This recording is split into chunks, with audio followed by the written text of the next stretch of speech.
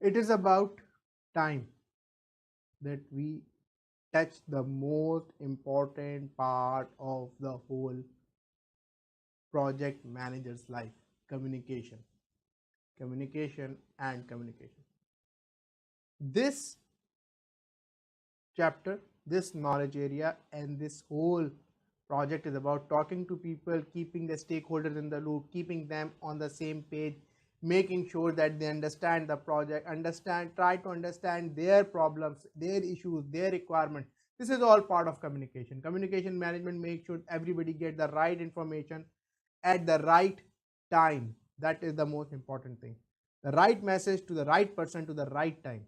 These three rights are very important when you are talking of the communication. It ensures timely and appropriate planning, collection, creation, distribution, storage, retrieval, management control, monitoring, and the ultimate disposition of the project information. Timely and appropriate planning. Then you want to collect the information, because the work information data is what you will be collecting. Then you will be creating the information. You might be creating some work performance information. Then you need to distribute this information. Work performance reports will be distributed. The progress reporting will be distributed. Minutes of meeting will be distributed. Maybe there are some other requirements that you will be distributing. Then you have to make sure that there is a proper storage, there is a proper versioning. Then you might need to retrieve, because somebody has question, I have not received it, and you say, no, we have submitted it and you have signed it and we have talked about this matter in that progress reporting. So retrieval, management and controlling, monitoring, and this making sure that disposition of the project information happens as per the plan.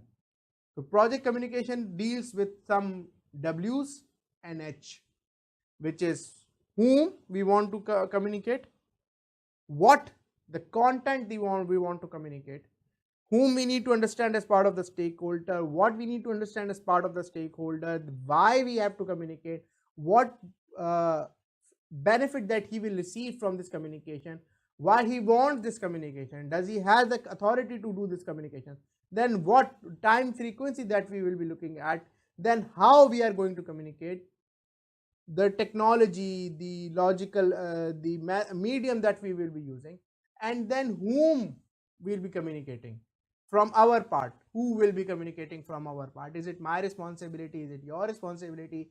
Is it somebody else's responsibility? Is that something we will be looking at when we are talking about the project communication? It consists of two parts. First is developing the strategy, that how we are going to attack the communication to make sure it is an effective communication towards the stakeholder. And the second part is, then once you have actually planned and you have strategized that how you want to communicate, you want to now make sure that the plan, the thing that you have planned is implemented properly. According to studies performed by UCLA professor, 7% of communication comes from the actual words and 93% come from your body language. So you need to understand the the body language in terms of paraphrasing. You want to understand the reading between the lines. You want to understand the facial expression. You want to make sure that your body gives the right message.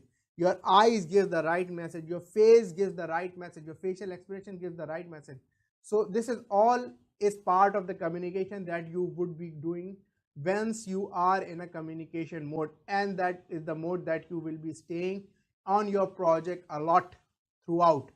So your job, about 90% is communication, and most of your communication is coming from the paraphrasing. Most of your communication is coming from your body language. Most of communication will be coming from your attitude on the project. So this is where I conclude the general introduction for my project communication management, and let's see you in the next section. Thank you very much for your time.